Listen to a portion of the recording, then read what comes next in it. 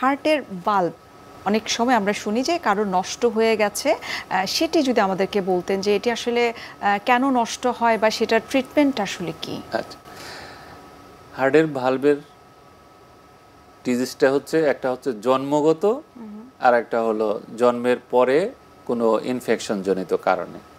জন্মগত কারণে অনেকের দেখা যাচ্ছে যে ভালভের পাতা যেখানে 3টা থাকার কথা সেখানে থাকে 2টা। আবার জন্মগতভাবে দেখা যাচ্ছে যে ভালভ যেটা ডেভেলপ করছে সেটা শুরু চিকন। এই জন্মগত ভালভের একটা সমস্যা, আর একটা হলো অ্যাকোয়ার্ড ইনফেকশন, যাদের আমরা বলি যে বাত জ্বর হয়। যদি আপনার বাত জ্বর হয়, এই বাত জ্বরের একটা ফ্যাসিনেশন আছে।